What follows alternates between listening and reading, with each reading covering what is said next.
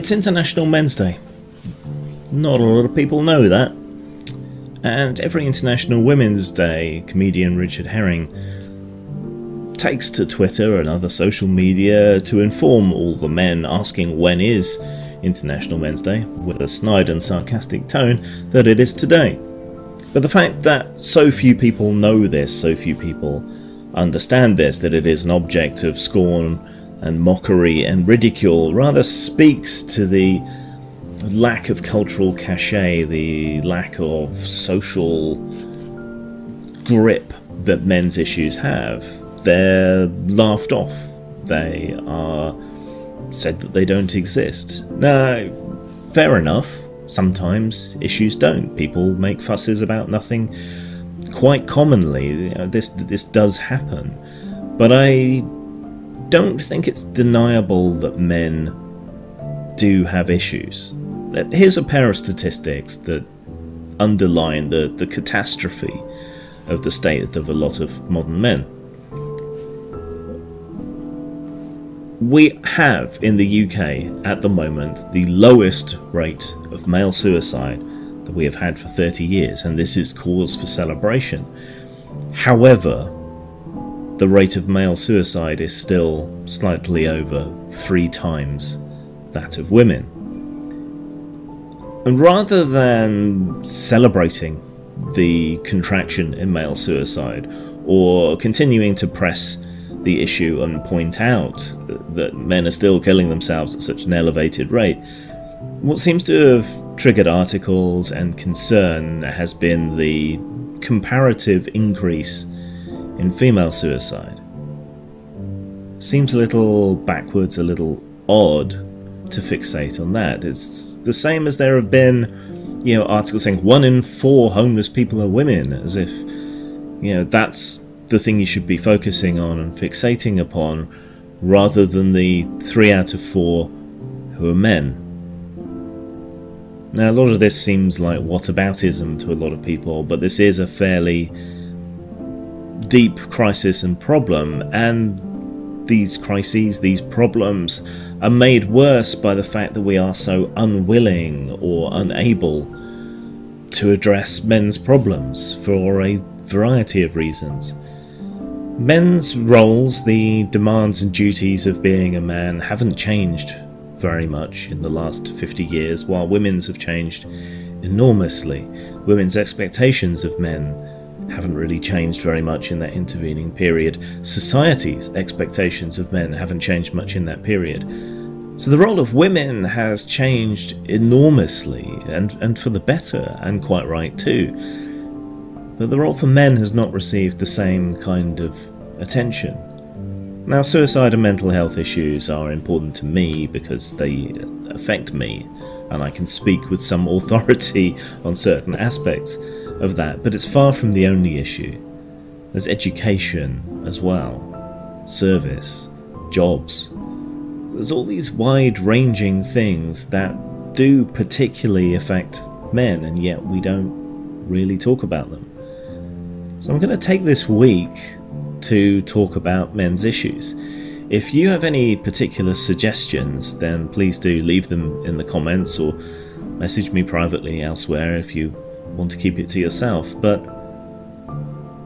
I do want to talk about this. And what triggered me into wanting to do a series of videos on this week, rather than just a one-off for International Men's Day, was the Being a Man Festival.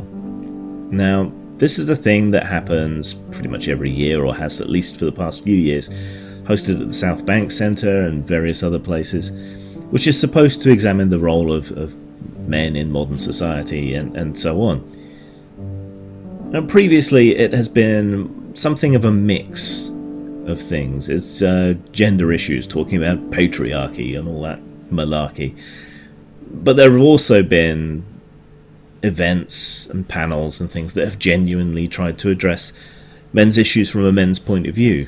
Martin Dobney has been there. He's become quite an advocate for men's issues. Don't agree with him on everything, but he's fighting the good fight. This year, it seems that the Being a Man Festival was subsumed within the Women of the World festival or series of events or whatever, and kind of limited to one panel. At least that seems to be the case from what I can see on Twitter. And this one panel that spent a lot of its time talking about patriarchy and other nonsense and blaming men was deemed to be problematic. It shouldn't have taken place during women's events. Just one panel. And the topics that it covered were considered problematic and people weren't towing the party line. This is all part of the problem. You can't even have one panel at an event addressing men's issues without getting enormous pushback. There's a story, albeit in the Telegraph today, about the issue of boys' problems in education and how they're not being addressed because of the massive pushback from feminism whenever anyone even suggests or begins to suggest addressing the issues that men and boys are having in education and training and everything else. So there's just this drastic unwillingness to talk about these things. Now, I don't really consider myself to be a men's rights activist. I am someone with an interest in men's issues, and as a man, and also as a left-wing person. I think this stuff is important, and I loathe the fact that men's issues have essentially been left to cranks like Philip Davies to talk about, because no one's going to take him seriously, though they will take cranks on the other side of the aisle like Jess Phillips seriously. Egalitarianism between the sexes, not feminism, not masculinism, not men's rights activism, not women's rights activism, but egalitarianism is a fundamental and central tenet of left-wing philosophy, and yet we leave men's issues to the right. If there is an inequality, that needs to be addressed, this should be an issue for the left, for the political left, for the political liberals who should believe in universalism of rights and so on. And yet it's being left to people like Davies. This is wrong, frankly, and people on the left, like me, should be speaking up about it and saying, look, we need to address these problems. There is an inequality issue, and it's not women being primarily affected in lots of areas. It is men. And we need to redress the balance to the point where people are equal, not by preferential treatment, but by other means that stay true to the philosophy and the political ideology that lays behind it.